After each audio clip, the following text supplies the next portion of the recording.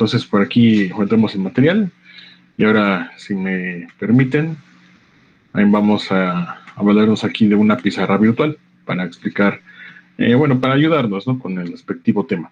Entonces, muchachos, para este método del muestreo en frecuencia, básicamente consiste en que la respuesta en frecuencia deseada vamos a especificarla de una manera discreta, ya sea en forma de una tabla, que es la más adecuada, en forma de una gráfica o hasta incluso con palabras, ¿no? Tampoco es raro especificarlo de esa manera.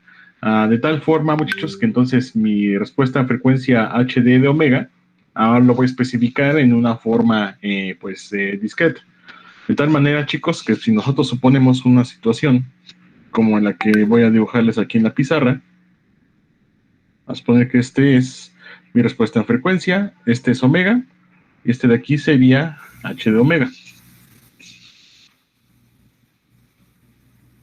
Entonces, si deseo especificar alguna respuesta en frecuencia, por ejemplo, la de un pasabajas, más o menos esperaríamos tener un comportamiento de ese tipo, ¿vale? Claro, hoy está especificado nada más para frecuencias positivas. Matemáticamente hablando, también habría que especificarlo para frecuencias negativas. Entonces, el trazo completo sería así, ¿vale? Entonces, ese que acabamos de dibujar sería esta, la definición de h de omega. Ahora, si lo queremos especificar de forma discreta, entonces la versión discreta sería lo que le llamamos HR de omega k. Recuerde que en lo general, si esta es una especificación para frecuencia en el mundo discreto, entonces este valor de aquí es pi y este valor de aquí es menos pi. Entonces, ahora sí, si queremos hacer una especificación de la respuesta a frecuencia de manera discreta, pues esta misma forma la voy a trazar, pero ahora como espigas, ¿vale? De tal suerte, muchachos, que pues lo puedo representar, bueno, más o menos de esta forma. Hago la misma representación en espejo para las frecuencias negativas. Entonces, estos valores en espiga ya serían esta respuesta, la HR de omega k. ¿Okay? Bajo la siguiente idea, muchachos, de que entonces todo esto de aquí conforma la banda de paso, entonces las frecuencias que deseamos conservar. Por lo tanto, estas espigas van a tener un valor unitario. ¿Okay? Frecuencias que van a que deseo conservar, pues les asigno una ganancia unitaria. Frecuencias que deseo suprimir, como estas de aquí, que conformarían la banda de supresión, pues les brindaría un valor nulo, de 0. Y ahora para la banda de transición, este valor de aquí, pues en el que se da ese cambio entre la banda de paso y la banda de supresión, vamos a proponer un valor de ganancia, bueno, que de momento pues no tenemos exactamente un valor numérico. Lo único que vamos a saber es que esto es un valor T1 que se va a encontrar en el intervalo entre 0 y 1. ¿De acuerdo? Entonces, parte de este método consiste en especificar, bueno, en que leamos de tablas optimizadas estos valores de T1 para que el resto de los resultados, bueno, digamos, sean lo más adecuados posible, lo más óptimos posible, ¿vale? Entonces, muchachos, debido a esa situación y la manera en la que está, pues, especificada la respuesta en frecuencia discreta y que se encuentra en este rango de menos pi a pi, es entonces que la nueva función HR de omega k va a depender pues de una variable discreta omega k que depende, ¿no?, de los siguientes valores, de 2pi entre m por k más alfa, en donde m es la longitud de la secuencia de la respuesta a impulso. Entonces la característica de nuestro filtro va a tener un tamaño m, ¿ok? El valor de 2pi pues, es una constante, muchachos, y la variable k me ayuda a hacer es una variable para hacer indización, pero pues, es una variable que en principio es entera. Entonces, muchachos, regresando aquí a esta pizarra virtual, entonces si suponemos pues esa situación en la que vamos a especificar una respuesta omega r, perdón, HR, una respuesta HR de omega k, pues entonces la omega k, como tiene valor de 2pi entre m por k más alfa, podríamos considerar una situación como la siguiente. Entonces, 1, 2, 3, 4. Bueno, aquí lo estoy haciendo para un ejemplo, digamos, hipotético o aparentemente hipotético, que es de hecho el que vamos a resolver en el presente ejercicio. 1, 2, 3, 4, 5, 6, 7 y 8. Entonces, ahí está una característica en frecuencia de un filtro, que es específicamente un filtro pasabajas. Voy a hacer el dibujo de la sección de las frecuencias negativas. Bueno, entonces, muchachos, bajo esta perspectiva, entonces quedamos que la escala desde este punto hasta este punto es desde menos pi a pi, o le llamamos de menos pi a pi, ¿ok? Pero entonces si lo nombramos como k, dado que k es un entero, y pues nos va a servir para indizar desde el valor mínimo hasta el valor máximo, que en este caso es de 0 a 1 por pi, entonces podemos nombrarlo de la siguiente manera. Entonces hacemos aquí una pequeña división, ponemos aquí unas líneas punteadas, solamente para especificar que este sería un valor, o sea, si esta es una escala k, este sería el valor de 0, este sería el valor de 1, de 2, de 3, de 4, de 5, de 6 y de 7.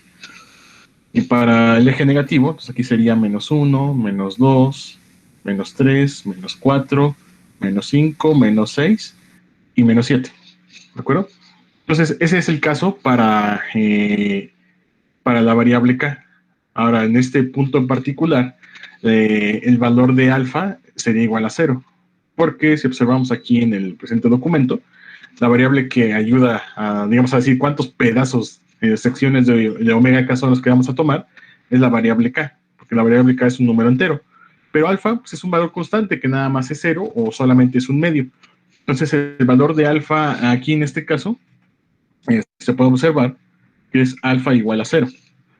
Pero puede haber algún otro caso, o sea, para un ejercicio diferente, en el cual el valor de k no sea 0, sino sea un medio. Vamos a ver qué caso sería, o como qué clase de caso sería ese.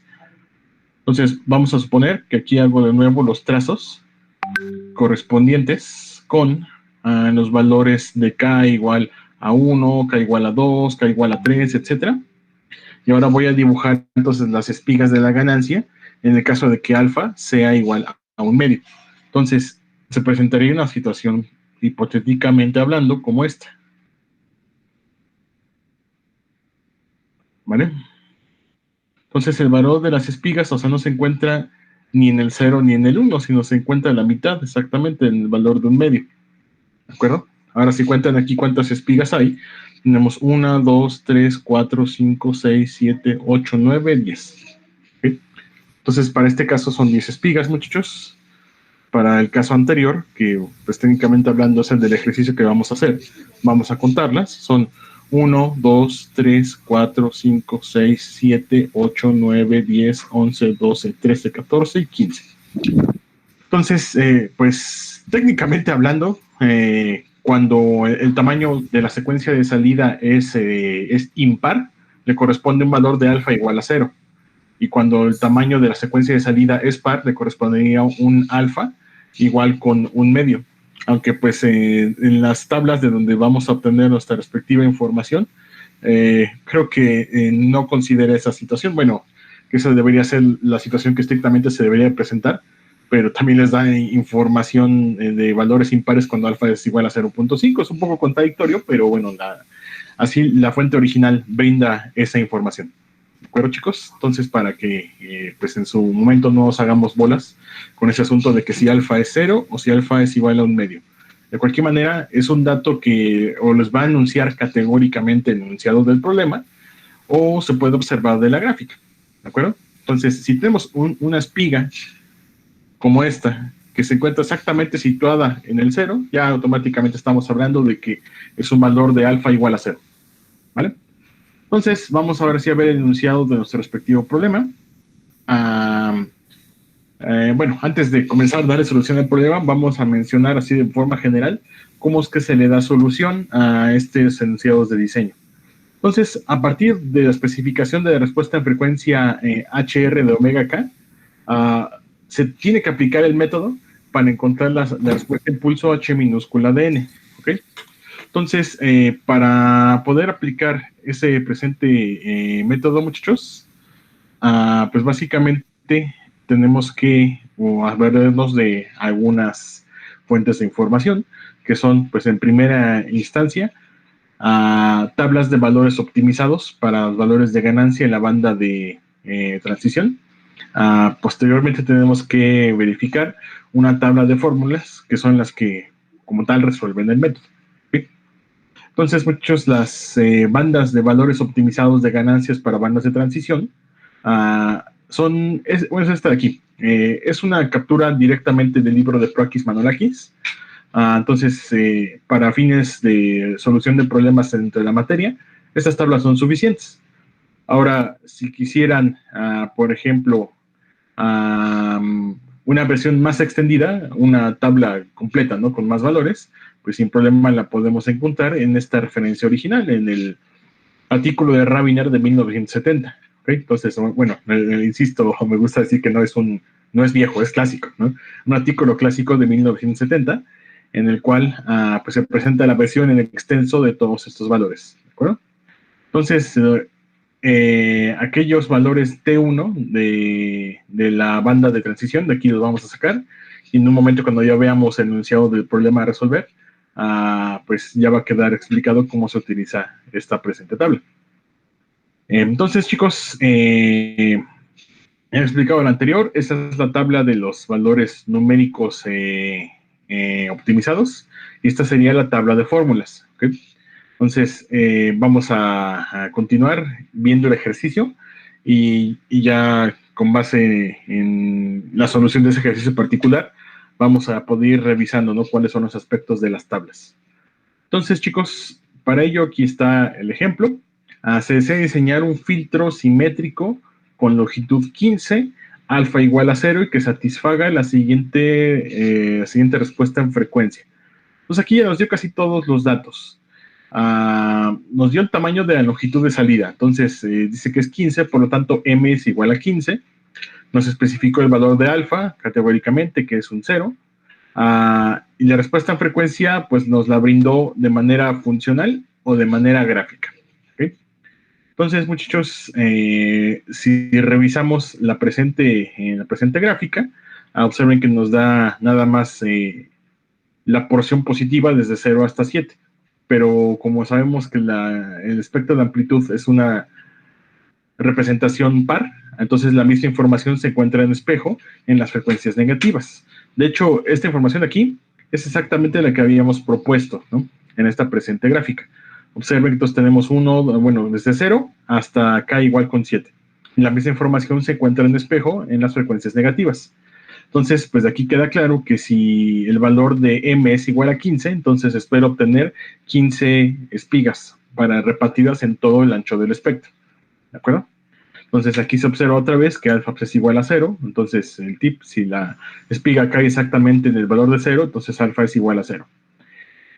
Hay otro detalle que aquí no está perfectamente explícito, pero que sí es importante tomarlo en cuenta. Y ese es, muchachos, el concepto que se conoce como el ancho de banda. Observen, si consideramos nada más frecuencias positivas, que en 4 espigas la ganancia es 1. O sea, ese sería, digamos, la longitud del ancho de banda o de la banda de paso. Hay una una espiga que corresponde con la banda de transición, 3 espigas que corresponden con la banda de supresión. Entonces, el ancho de banda, muchachos, que vamos a representar como BW, el parámetro BW, va a ser igual al número de muestras que conforman la banda de paso. En este caso son 1, 2, 3 y 4. Por lo tanto, el parámetro BW es igual a 4. Ahora, nada más por no dejar. Claro, este es otro ejemplo completamente independiente. Este de aquí, contamos cuántas muestras tienen ganancia unitaria. Serían 1, 2 y 3.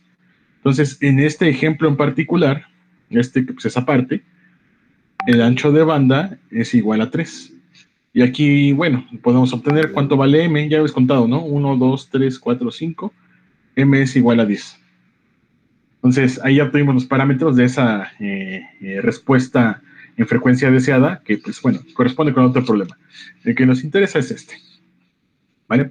Entonces, aquí ya tenemos los respectivos datos. Alfa es igual a 0, ancho de banda es igual a 4, y también nos queda que M es igual con 15, ¿vale? Entonces, si ya con esos datos, chicos, pues podemos darle continuidad al problema. Entonces, para darle solución, dice que, bueno, ya explicamos cómo fue lo del ancho de banda. Entonces, ahora procedo con lo siguiente. La manera en la que les sugiero que lo resuelvan es de forma tabular. Entonces, vamos a proponer una tabla en la que vamos a especificar las siguientes columnas. La primera, que sean los valores de K. Bueno, estrictamente hablando, son los valores de K más alfa, ¿vale? Pero, bueno, si se ponen únicamente los valores enteros de K, no hay problema, porque no afecta numéricamente. Entonces, son los valores desde 0 hasta 7. Solamente la primera mitad, ¿ok? Siguiente columna van a ser los valores de la respuesta en frecuencia especificada. En este caso, pues las primeras 4 muestras tienen ganancia unitaria. La muestra etiquetada con el número 4 tiene una ganancia entre 0 y 1, que de momento no conocemos. Bueno, aquí ya está especificado el valor, pero les voy a mostrar cómo se lee la tabla para proponer el correcto. Y en el resto de las otras 3 muestras, la ganancia va a ser 0. Entonces, nada más nos queda investigar cómo calcular o cómo obtener este presente valor. Tengan en cuenta los parámetros, ¿no? Que son M igual a 15, alfa igual a 0 y BW igual a 4. Entonces, para ello, ahora sí voy a comenzar a leer esta tabla de los valores para filtros FIR. Vienen en cada página, digamos, una tabla o la continuación de una tabla. En el pie de la tabla viene para qué valores de alfa está propuesto. Entonces, es el primer filtro. Entonces, aquí nos indica los coeficientes de transición para alfa igual a 0. Ahora observo mi tabla y ya noto que me tengo un solo valor para banda de transición. Hay otras tablas en las que me especifica 2 valores de banda de transición, en caso de que yo desee que esta sea más suave, ¿no? En nuestro caso, solamente tenemos un valor, una espiga, como componente de la banda de transición. Entonces debo leer esta tabla que nada más tiene un valor. Se los aclaro porque por aquí abajito hay unos casos, vean, en los que hay 2 valores para banda de transición, ¿ok? Pero como nosotros nada más tenemos uno, el problema solamente nos especificó uno, entonces vamos a leer esta tabla, ¿va? Ahora, siguiente punto importante, la longitud de la secuencia. Entonces quedamos que la secuencia es de tamaño 15, entonces veo dónde están los valores para m igual con 15. Ok, son estos de aquí. Estos son los valores para m igual con 15. ¿Cuál es el último dato que me hace falta? El del ancho de banda. Ancho de banda es 4. Entonces, ¿cuál es el valor numérico para el ancho de banda 4? Este precisamente, ¿no? Entonces, este es el valor de la amplitud de los lóbulos y este es el valor decimal que debe de tener la respectiva espiga, que es de valor 0.40405884. ¿Okay? Entonces, este valor es el que debo de registrar en la respectiva tabla. ¿Okay? Aquí. Bueno, aquí no lo escribí todo para que cupiera, pero en los cálculos sí se encuentra la versión extendida, el 0.40405884. Ahora, chicos, la siguiente columna se compone de la siguiente manera. Son los valores de la columna HR de omega K, pero con los signos alternados. Eso es una propuesta del método, que si me regreso aquí tantito, pueden observar que en el segundo punto dice que se debe encontrar la función G de K más alfa, se calcula como menos 1 a la K, por los valores de HR de omega K. Entonces, HR de omega K son la especificación de la respuesta en frecuencia inicial, y multiplicarlo por un valor menos 1 a la K, donde K es un entero, pues básicamente consiste en un signo alternado, ¿no? En donde si K es par, el signo es más, si K es impar, el signo es menos. Entonces, es exactamente la información de HR de omega K, solo con los signos alternados. Entonces, en la presente columna G de K más alfa, son los mismos valores, pero con signos alternados. Empiezo por más, sigo por menos, empiezo por más, sigo por menos, continúo con más. Y el resto, como son de valor nulo, pues ya no tiene caso que le ponga un signo. ¿De acuerdo? Entonces, de esta forma ya llené esas 3 primeras columnas. Para la cuarta columna, Entonces dice que ya tengo que como tal que resolver el método. Entonces, ¿cómo voy a encontrar los valores de la secuencia de salida H? Pues consultándole cuál es la fórmula adecuada. Entonces, para eso me remito a esta segunda tabla. Nos lo voy a encontrar con una fórmula para resolver el método, dependiendo de las condiciones del problema. Entonces, dependiendo si el enunciado me solicitó un filtro simétrico o si me solicitó un filtro antisimétrico. ¿Okay? Entonces, depende de qué me haya solicitado. Ahora, después de ello, va a haber casos en los que una fórmula para cuando alfa sea igual a 0, fórmula para cuando alfa sea igual a 1/2.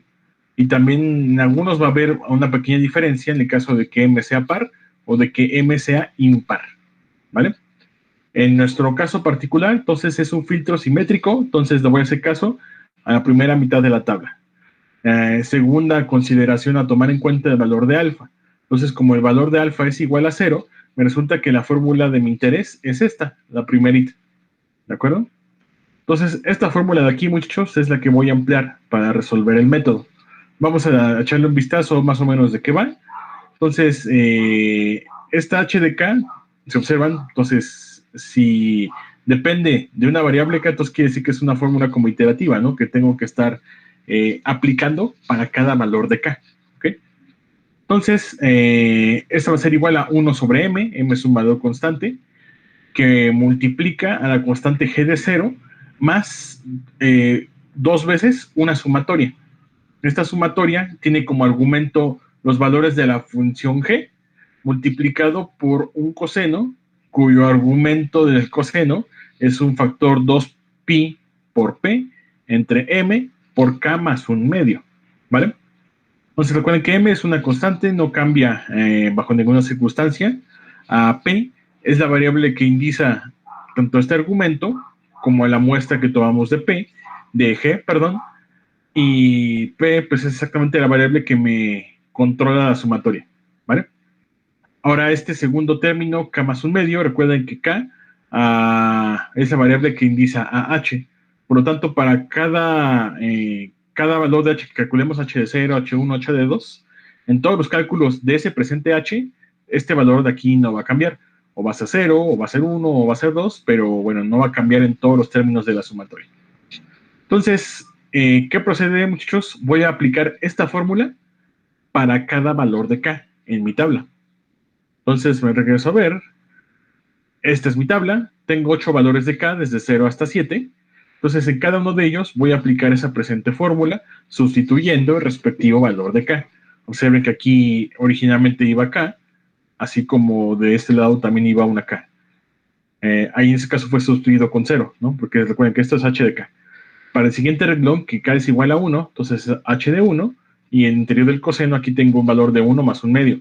Siguiente renglón, H de 2, y en el interior del coseno, 2 más 1/2, y así sucesivamente. El valor de m, que es constante de 15, pues en cada caso lo puedo sustituir directamente. Valor de 15, valor de 15. ¿Okay? Ahora, hay otro detallito, los límites de la sumatoria. El límite inferior siempre es el mismo, que es 1, y el límite superior lo menciona que en la fórmula original como que es un valor u. Me regreso a verlo. Ese valor de u, muchachos, dice que se calcula como m menos 1 entre 2 cuando m es impar y m entre 2 menos 1 cuando m es par.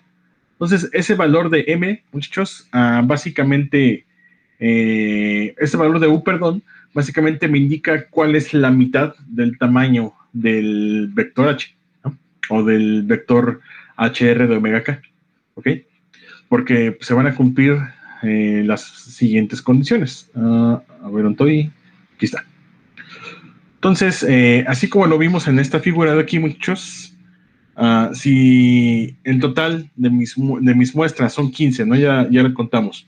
1, 2, 3, 4, 5, 6, 7, 8, 9, 10, 11, 12, 13, 14 y 15. ¿Okay? Entonces, si m es igual a 15, ¿a cuánto sería igual u? Vamos a calcularlo.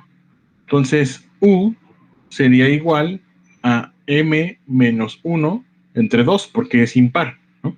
Y eso me resultaría en un 7. Entonces, ¿eso qué quiere decir, muchachos? Que la cuenta de U, la cuenta de K, perdón, va a comenzar en 0 y va a terminar en 7. Entonces sería 0, 1, 2, 3, 4, 5, 6 y 7. ¿De acuerdo, muchachos? Entonces, esa es una medición de dónde caería la mitad. Ahora, ¿para qué nos ayuda, muchachos, ese valor? Vamos a aplicar una condición de simetría para mi secuencia HDN. Recuerden que mi secuencia HDN, a la salida, va a tener elementos. Bueno, vamos a empezar por un HD0, un HD1, y así sucesivamente hasta un HD14, para que juntemos 15 elementos. ¿De acuerdo? Pero entonces, esta secuencia, pues supone que va a ser simétrica, ¿no? Entonces, si va a ser simétrica, se va a presentar la siguiente situación. Entonces, voy a tratar de escribir un poquito más pequeño para que quepa. Sería H de 0, H de 1, H de 2, H de 3, H de 4, H de 5, H de 6, H de 7, H de 8, H de 9, bueno, y así sucesivamente. Entonces, muchachos, el valor de U, que es el que nos ayuda a partir exactamente de la mitad, toda mi secuencia, es 7. Entonces, corresponde a este elemento de aquí. ¿Va? Entonces, esa es exactamente la mitad de mi vector. Porque, bueno, ya no me cupo, pero debía haber escrito H de 10, 11, 12, 13, hasta 14. De tal manera que ver cómo se va a aplicar la simetría en el caso de la secuencia ya final, la de salida, de la siguiente forma. Estos dos valores, sí, está bien. Estos dos valores son iguales. Estos dos valores de aquí son iguales. Y ya para el H de 4 le correspondería H de 10, H de 11, H de 12, H de 13, y este de aquí le correspondería el H de 14. Entonces, esas parejitas corresponderían, bueno, serían idénticas, ¿no? Entonces, los valores numéricos serían idénticos. Y ya el valor de H de 7 es el que me sirvió como para hacer el doblez. ¿De acuerdo? Entonces, por eso nada más esta tabla, con la cual vamos a calcular los valores finalmente de H de K nada más está definida desde 0 hasta 7. Porque fuera de ahí, el resto de los elementos nada más se van a estar repitiendo. ¿Okay? Entonces, este valor del límite superior de la sumatoria, quedamos que es U, que ya calculamos que es un valor de 7. Entonces, ahora para cada renglón tenemos que aplicar esta presente fórmula, ¿vale? Pues vamos a hacerlo. Bueno, no todo, ¿no? Porque pues hubiera sido crear un apunte muy, muy, muy grande. Pero pues ponemos un par de ejemplos para que vean cómo funciona, con toda la intención de que ustedes se den a la tarea de reproducirlo, ¿no? Y que se percaten que pues, los resultados están bien, para que ya directamente pasemos a ver una pequeña herramienta, una modesta herramienta computacional, ¿no? Para resolver este ejercicio en particular. Entonces, muchachos, vamos a ver ejemplo de cálculo para h de 0. H de 0 va a ser igual a 1 sobre 15 que multiplica este elemento de aquí, se supone que es g de 0. ¿Okay? Entonces, g de 0, ¿cuánto vale? Voy a buscar en mi tabla, g de 0 vale 1. Entonces, por eso aquí escribo su respectivo valor de 1. Ahora eso más 2 veces la sumatoria. Entonces, la sumatoria es de que p es igual a 1 hasta 7, y el argumento de la sumatoria sería g de p, o sea, los valores de la columna G empezando desde 1, que sería menos 1, 1, menos 1, 0.404, y los otros tres tenemos la ventaja de que son ceros. Entonces esta sumatoria realmente no se hace tan grande, ¿vale? Y a cada uno de los elementos está multiplicado por coseno de 2pi por 15, de 2pi sobre 15, por el valor de p, por la constante 1 medio, ¿ok? En el siguiente renglón la constante es 3 medios, siguiente renglón la constante es 5 medios, y así sucesivamente. Entonces, me regreso a verlo aquí. Entonces, la sumatoria ya la expandí, ¿no? 2 veces la sumatoria, observen de G1, G2, G3, G4, G5, G6 y G7. Aunque estos últimos tres, como los valores de G5, G6 y G7 son 0, pues esto los podría borrar, ¿no? Para este ejemplo en particular. Ahora, el valor que acompaña, que multiplica a cada respectivo G, sería coseno de 2pi entre 15, que multiplica el valor de P o al índice que tiene su acompañante G, y eso por la constante 1 medio. La constante es un medio para el caso cuando K es igual a 0. ¿Va? Entonces, ese término de aquí, pues si se dan cuenta, se repite, ¿no? En cada elemento de la sumatoria, nada más se va actualizando, bueno, en este caso el valor que tengo escrito al medio, y que es el que coincide con el índice de G. G de 2, 2. G de 3, 3. G de 4, 4. Entonces, muchachos, se los comento porque en el momento que estén resolviendo este problemita, así empleando su calculadora, parecería que es mucho trabajo, parecería como que van a estar tecleando en exceso, pero en realidad no va a ser tan pesado. Si tienen su calculadora de estas que tiene la posibilidad de que una vez que les da un resultado, puedan regresar a editar los valores de la fórmula. Entonces, si tienen una calculadora de esas, lo van a acabar rapidísimo. ¿De acuerdo? Si no tienen, pues pídense una para cuando vayamos a hacer el examen. ¿Sale? Entonces, chicos, para el caso de H de 1, vamos a observar cómo serían los cálculos. Bueno, nada más faltó mencionar que al final H de 0 vale menos 0.0138. Eso sí, muchachos, aquí sucede esto constantemente. Nos van a dar números decimales muy pequeños y con un chorro de cifras. ¿Okay? Muy importante. Su calculadora, dado que vamos a estar usando funciones trigonométricas que dependen de pi, debe de estar en radianes, porque si no les va a dar cualquier otra cosa. Para el caso de H1, muchachos, entonces la fórmula dice que es un quinceavo que multiplica el valor de G de 0, que es 1, más 2 veces la sumatoria. Observe la sumatoria con respecto de arriba, es idéntica, es la misma. Lo único que cambia es la constante, que es el tercer multiplicando del interior del coseno. Aquí es un medio, todos los casos anteriores fue un medio. Para el siguiente renglón es 3 medios. ¿Okay? Para el siguiente renglón, el que fuera de H de 2, sería 5 medios. H de 3 sería 7 medios. Y así sucesivamente. ¿Okay? Entonces, para el cálculo de H1 me dio un valor de menos 0.0024. Y ahora, si continuara aplicando este método hacia manita, este sería el resultado final. ¿Okay? Con sus respectivos 15 valores. Ahora se observan, ven, este es el 1, bueno, el 0, 1, 2, 3, 4, 5, 6 y 7. Este valor, el punto 5205, es el que tendría el índice número 7. Entonces, ese es el que indicaría la posición del doblez, ¿no? Por así decirlo.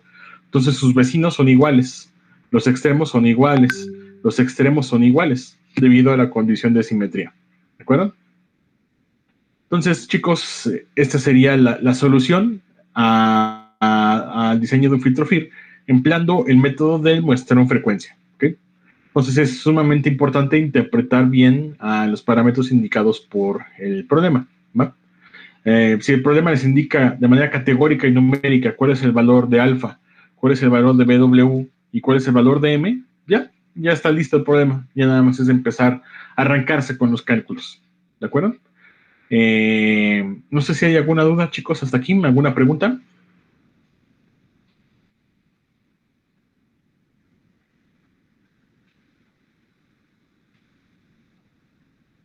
¿Los muchachos todo claro?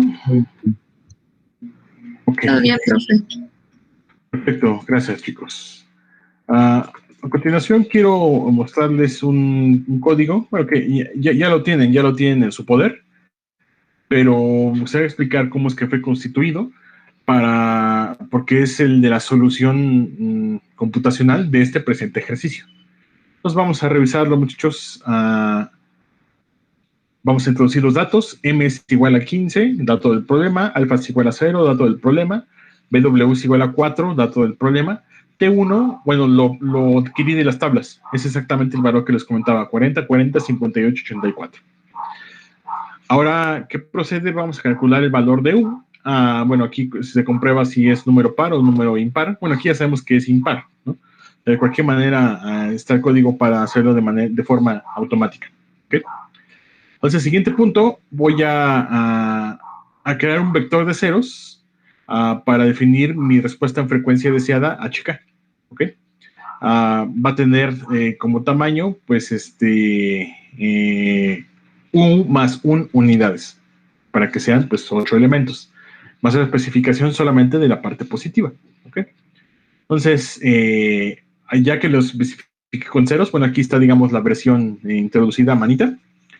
En la línea 19 nada más indico cuáles son las frecuencias, las muestras que deben tener un valor de 1, que son las primeras BW. La siguiente pues, debe tener un valor T1, que es el que determina de tablas, y el resto no les hago nada porque originalmente estaban en 0. Si no las cambié, entonces siguen conservando su valor de 0. A continuación, chicos, vamos a hacer lo siguiente. Vamos a crear el vector de los valores G de K. Entonces, para ello, bueno, voy a proponer un vector K1 que vaya desde 0 hasta U. Eso me va a servir como la potencia para un valor de -1 y eso lo multiplico elemento a elemento por mi vector HK. Y de esa forma, pues ya tengo mi columna G de K, que es la que vimos en el ejercicio. Ahora voy a resolver el método para encontrar los valores de H. Los primeros los inicializo en ceros. Y que H sea un vector de ceros de tamaño 1 por M.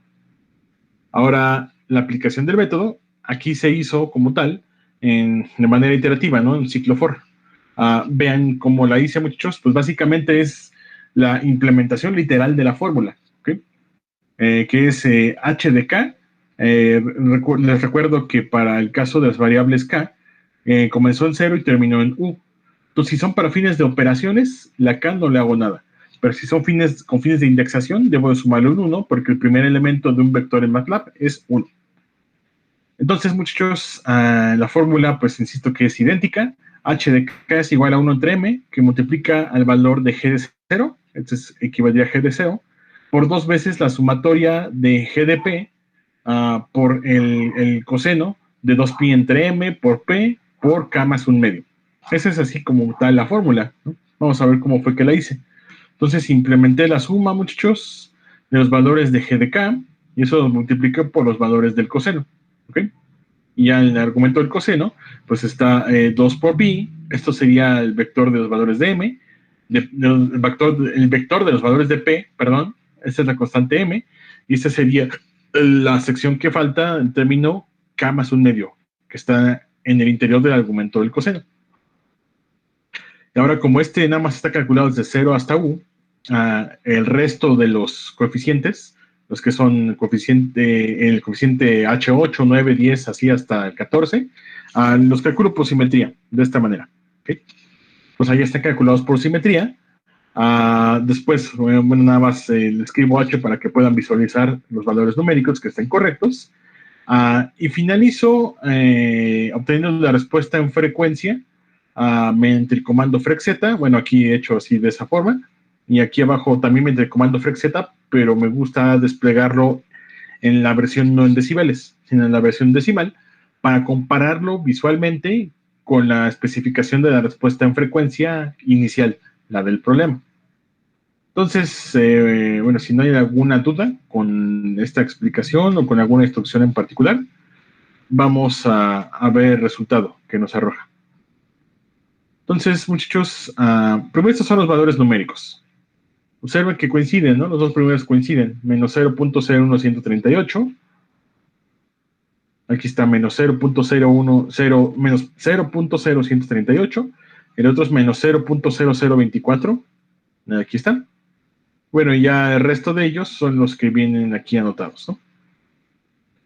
Ahora, muchachos, pues para ver si eso pues es correcto, debe de parecerse la respuesta en frecuencia, al menos en, bueno, un parecido razonable, no idéntico, a la respuesta en frecuencia deseada. Entonces, la deseada son las espigas en azul, la obtenida es el trazo en rojo. ¿Okay? Entonces, esta es la respuesta en frecuencia obtenida. Entonces, pues, más o menos se parece, ¿no? Tienen parecido razonable. Por supuesto, no es idéntico, pero la distancia que hay entre la respuesta obtenida y la deseada, espiga-espiga, no es tan diferente, ¿vale? Ahora, por aquí tenemos la otra gráfica. Bueno, pues esta es la de la respuesta en frecuencia, pero especificada en decibeles. Nada más para que podamos darnos cuenta de que pues tiene un carácter de filtro pasabajas y ya podamos describir de mejor manera. Por ejemplo, si aquí buscara cuánto es la ganancia, en qué posición está la ganancia de menos 3 decibeles. A ver, ahí ya me pasé. Más o menos como por aquí. Entonces dice que en el valor de 0.47 se encuentra la frecuencia de corte. 0.47, pero en una versión normalizada. Recuerden que este punto de aquí valdría en hertz frecuencia de muestreo entre 2. Entonces, el valor de frecuencia de muestreo entre 2, si lo multiplico por 0.47, sería un valor cercano a frecuencia de muestreo entre 4. Entonces, si trabajáramos con un filtro digital, FIR, mostrado, no sé, como a 1000 Hz, por decir algo, entonces su frecuencia de corte estaría alrededor de los 250, más o menos. ¿De acuerdo? Entonces, muchachos, esto es con respecto de este presente método del muestreo en frecuencia. No sé si hay alguna duda, si hay alguna pregunta, chicos. Si no, para pasar a darle una inspección al siguiente método de diseño de los filtros FIR, que es conocido como el método del algoritmo de Remes. Entonces, este método, muchos, es muy útil y muy vistoso, porque pues ayuda a minimizar todo lo indeseable y nos genera las respuestas en frecuencias lo más cercanas a la versión deseada. ¿Sí? La teoría de este algoritmo, bueno, no, sobrepasa los alcances del presente curso, entonces no los vamos a tocar, pero directamente les voy a enseñar cómo usar la herramienta computacional, que es la instrucción FIR-PM. Entonces, la instrucción FIR-PM, chicos, tienes que especificar los siguientes 3 parámetros. Primero, n, el número de muestras que quieran que tenga su secuencia de salida, en este caso la secuencia B. Después tenemos que especificarle 2 vectores del mismo tamaño, que van a identificar la respuesta en frecuencia. El vector F es el vector de frecuencias en el intervalo de 0 a 1, que tiene que ser del mismo tamaño que n, y A es el vector de ganancias correspondiente con ese vector de frecuencias F. Entonces, chicos, para verlo en acción, voy a utilizar aquí, voy a darme este ejemplo. Entonces, observen muchos que aquí tengo una respuesta en frecuencia, bueno, totalmente diferente. Es una respuesta en frecuencia de un filtro pasabanda. Observen que en las primeras frecuencias, una ganancia de 0, así como en las últimas. Ganancias medias a la mitad y exactamente por el centro tenemos ganancias máximas. Entonces, esta es una especificación de respuesta en frecuencia completamente, ¿cómo decirlo? Completamente arbitraria, ¿no? Se me ocurrió en este instante. De cualquier manera, vamos a darle correr para ver el resultado. Vamos a ver qué es lo que nos entrega. Pues primero, aquí nos entrega los valores numéricos del vector h. ¿Okay? Aquí está. Entonces, estos son los valores de los coeficientes. Estos son los que utilizaría para programar. ¿Va? Esa sería la respuesta en frecuencia en decibeles, muchachos, nada más para que vean que tiene un comportamiento pasabanda. Pero si lo queremos ver un poquito más clarito, comparado con la respuesta en frecuencia deseada, que son las espigas en azul, vean el trazo en rojo. Se parece bastante, ¿no? No, muchachos, entonces para que vean que pues sí alcanza resultados bastante buenos. Ahora, si ese como que no me dejó muy convencido, vamos a compararlo con el caso de ejercicio anterior, ¿no? Vamos a ver por qué no. Por aquí tenía especificada su respuesta en frecuencia, ¿no? Que era esta. Parece si esa respuesta en frecuencia, ahora la especifico aquí para que me sea calculada por este método del algoritmo de Remes. Entonces, ese es el resultado obtenido. Vean que, por ejemplo, la ganancia en la banda de transición se parece bastante más que en el otro caso. Aunque pues ahora ese ganancia se pagó, alejándonos un poquito, generando una pequeña oscilación en la banda de paso. ¿Sí? Entonces, de cualquier manera, pues no queda perfecto, pero el parecido me parece que es notablemente mayor empleando este método del algoritmo de Remes. ¿De acuerdo, chicos? Entonces, quedamos que pues todo esto es para diseño de los filtros FIR, así en método a manita, pero pues cualquier cosa siempre se tiene la opción de utilizar la herramienta del Filter Designer, para que ahí nada más metan sus parámetros de diseño y ya no se preocupen por nada más que de exportar los respectivos valores de los coeficientes. ¿De acuerdo? Entonces, muchachos, no sé si hay hasta aquí alguna duda, si hay alguna pregunta.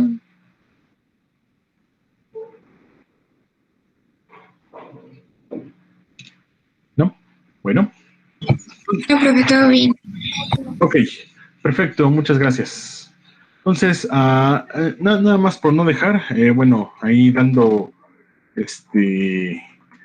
respuesta a una inquietud que hace un momento me consultaban.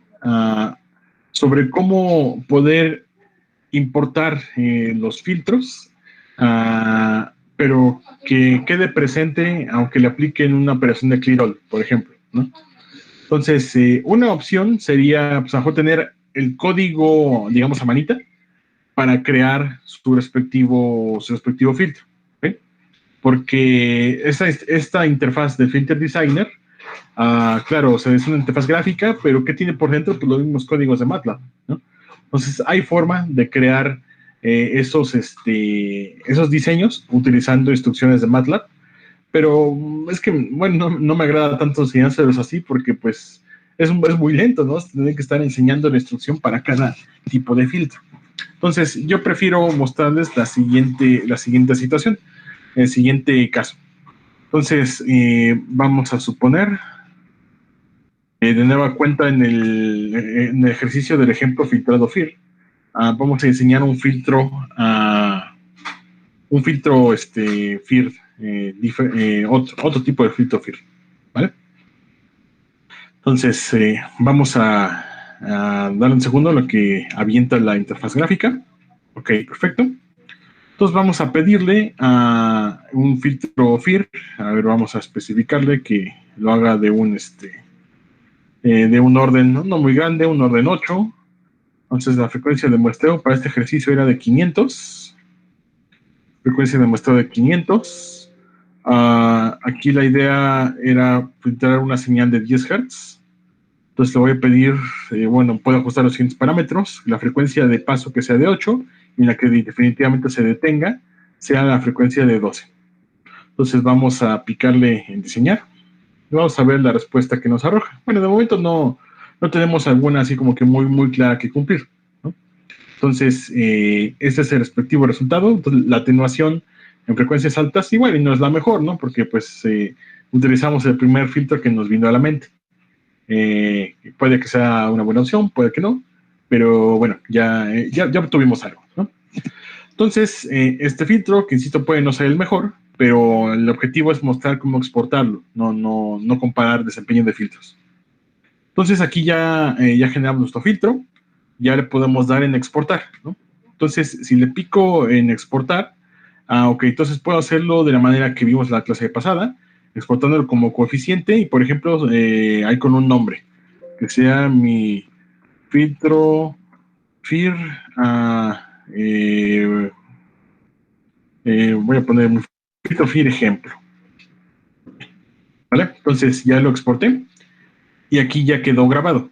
Ahora, por supuesto, si le doy clear all, pues lo va a borrar. Entonces, ¿cómo podemos hacer una opción para que no se vea afectado por esa situación? Ok, podemos hacer lo siguiente.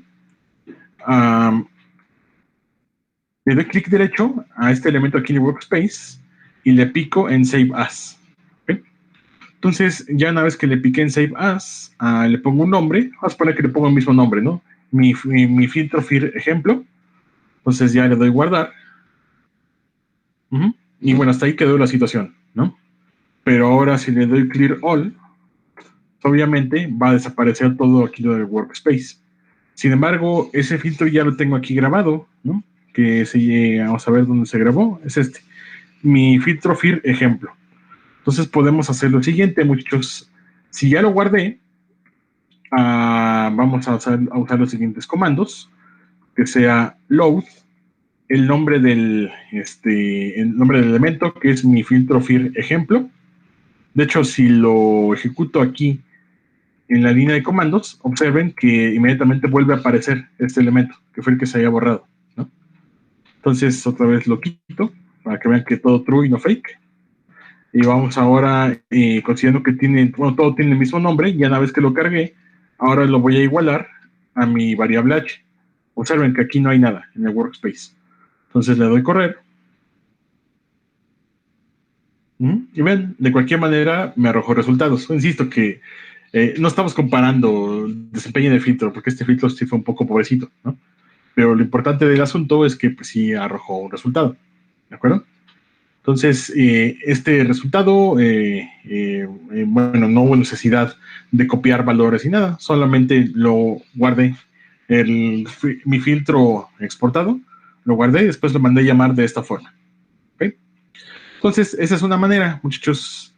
Pero hay otra que, bueno, es todavía, ¿cómo decirlo?, más elegante aún, ¿no? En la cual vamos a utilizar la instrucción filter.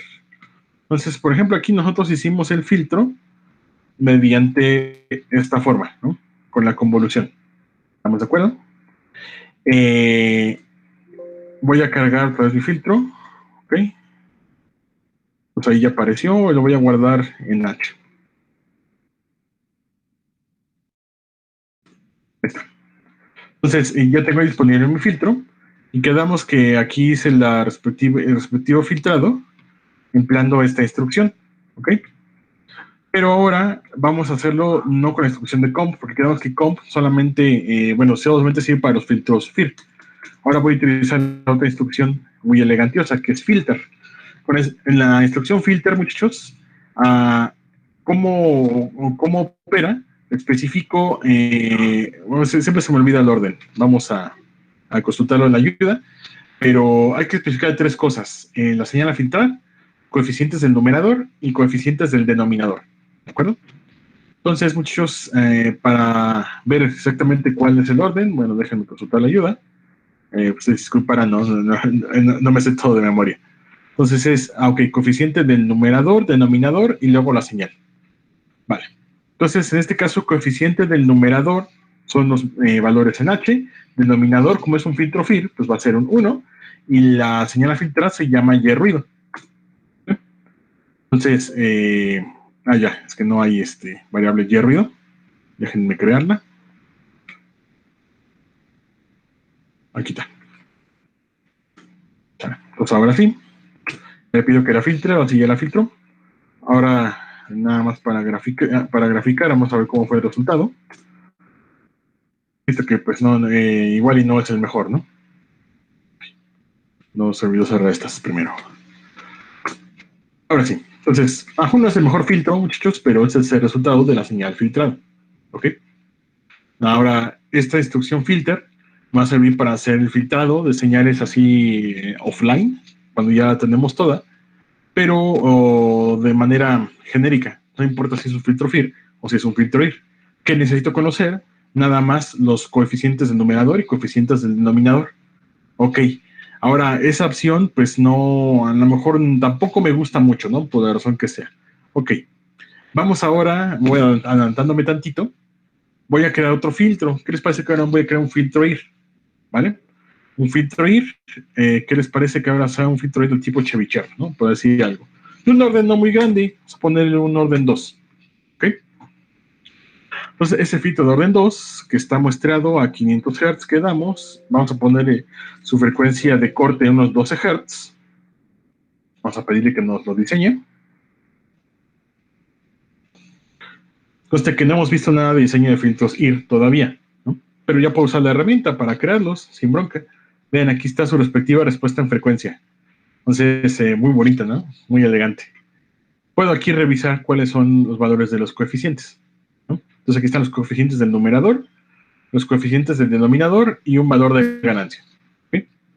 Entonces, todos estos valores, nos lo indica de esta forma, porque está estructurado, si observan, dice que la estructura forma directa 2 en secciones de segunda orden. Esa es una estructura que no corresponde, ¿no?, con la que hemos estudiado. La que hemos estudiado es la forma directa 1. Entonces, para poder ajustar la forma directa 1, le pico aquí en la opción de Convert to Single Section. Ahí está. Y ahora ya me da los valores del numerador y los valores del denominador, tal cual. Podría exportarlos, ¿no? Y usarlos de la misma manera. Sí puedo hacerlo. Aquí si le doy exportar, vean que puedo exportar en forma de coeficientes. Y voy a exportar el numerador y el denominador. Lo puedo hacer así. Pero puedo hacerlo de una manera todavía más pro. Voy a picar en esta opción de Object.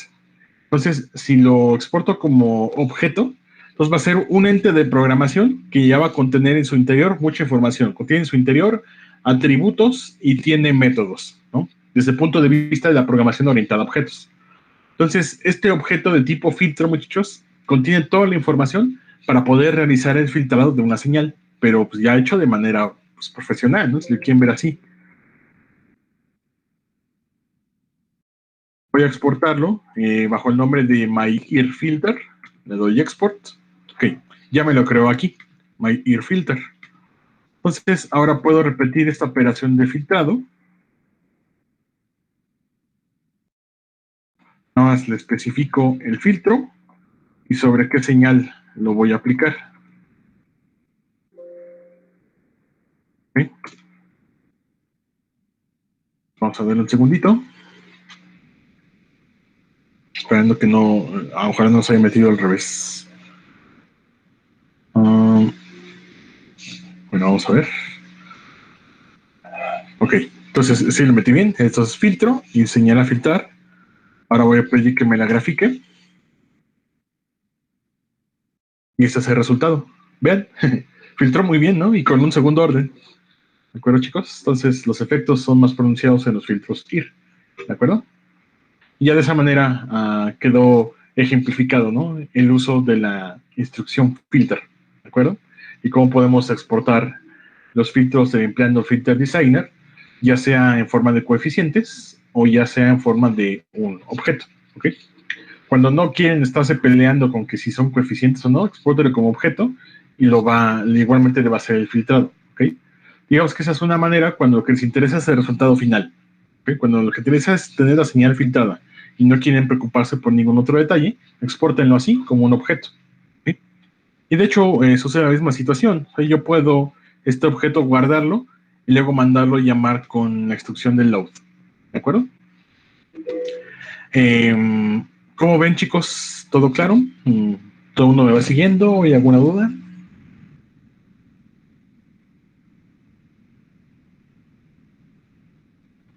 Ok, perfecto, muchachos. Entonces, si no hay alguna duda o alguna pregunta hasta aquí, continuaríamos ahora viendo el tema del diseño de los filtros IR. ¿Okay? Entonces, ahora hacia allá es donde continuaríamos con el diseño de los filtros IR. Esta técnica, el diseño de los filtros IR, muchachos, básicamente consiste en tomar el diseño de un filtro analógico y aplicarle una transformación para que entonces podamos hacer un mapeo del dominio de Laplace al dominio de la transformada Z. ¿Bien? Entonces, este tema básicamente consiste en aplicar transformaciones de Laplace a Z. ¿Okay? Para el diseño de los filtros analógicos en el dominio de Laplace, bueno, eso ya es un tema que sale un poco de los intereses de la presente materia, pero pues podemos utilizar un ejemplo, ¿no? El más sencillito de los filtros Butterworth. No, los filtros Butterworth, chicos, son aquellos que tienen las prestaciones más generales, ¿no? Porque poseen una banda de paso máximamente plana y una caída después de la frecuencia de corte, pues de razón constante. ¿Okay? Porque los filtros analógicos de otro tipo, de otras aproximaciones, como los filtros Chebyshev, los filtros elípticos, tienen características distintas, ¿no? Suelen cortar más rápido. Después de la frecuencia de corte tienen una atenuación mucho más violenta, pero eso se paga con algunas oscilaciones, ya sea en la banda de paso o en la banda de supresión. ¿Okay? Entonces, pues decirlo, Butterworth es efectivo, pero es modesto. Los otros son muy, cortan muy bien, ¿no? Pero a un precio, lo hacen de manera un poco burda. Entonces, muchachos, las técnicas para hacer transformación del dominio de Laplace al dominio Z se enuncian a continuación, que son la aproximación de derivada, la invarianza al impulso y la transformación bilineal. ¿Okay? En donde, bueno, para no discutir grandes detalles con cada uno de estos chicos, recuerden el concepto del plano de la región de estabilidad en un sistema dinámico del tipo continuo. Un sistema dinámico lineal de tipo continuo se dice que es estable si sus polos se ubican en el semiplano izquierdo. ¿Ok?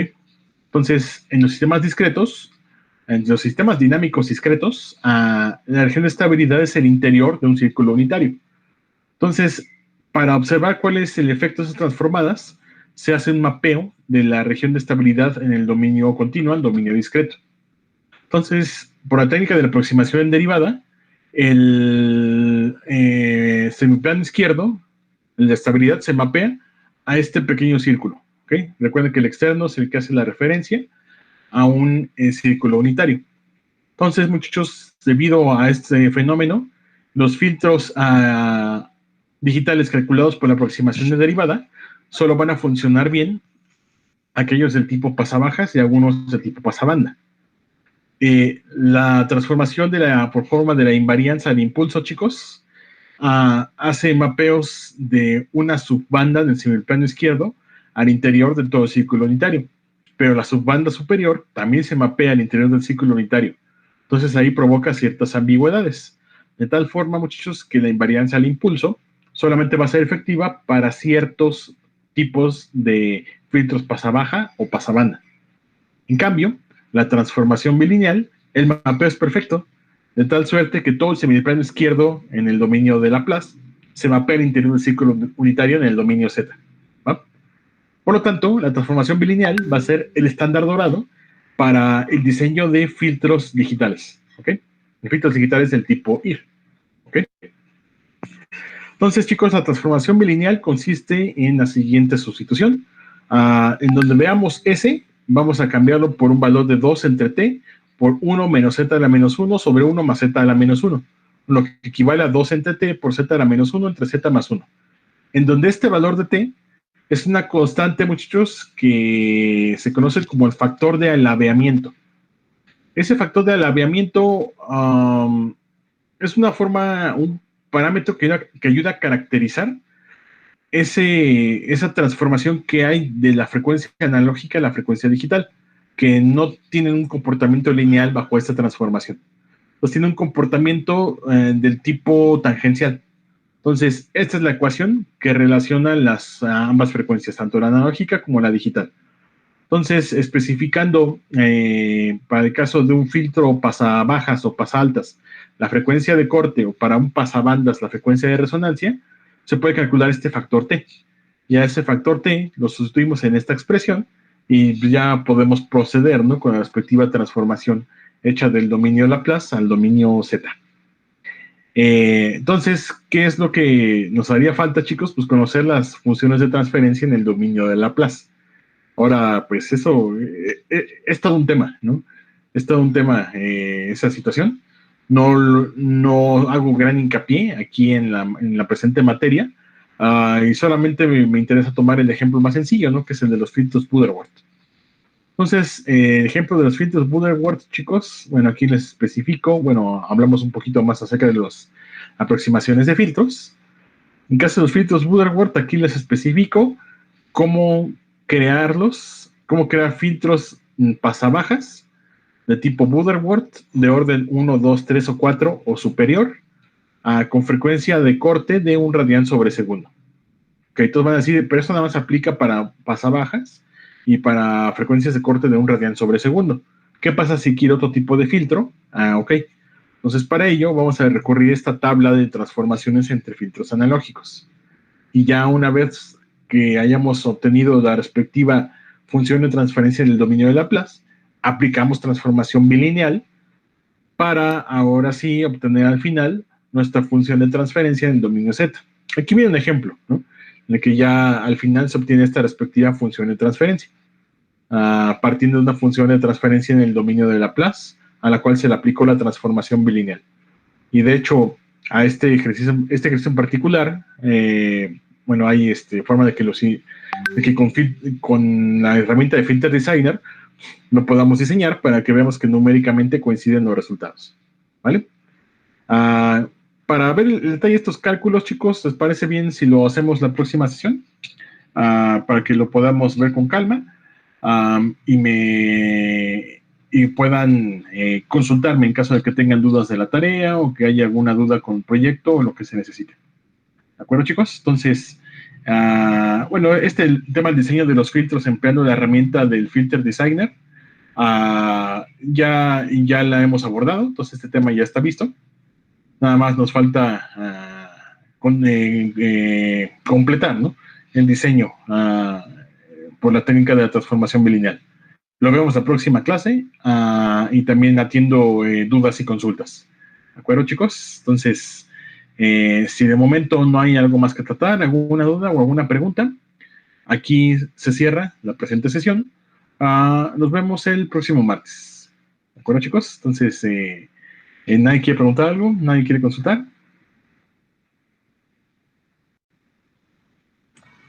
Por el momento no. Ok, perfecto. Pues muchas gracias a todos por su asistencia, por su participación. Aquí termina la presente transmisión. Nos vemos el próximo martes. Cuídense mucho, estamos en contacto. Hasta luego. Hasta luego, profe. Gracias. Gracias, hasta luego. Gracias, profe. Bye, hasta luego. Gracias, adiós. Bye.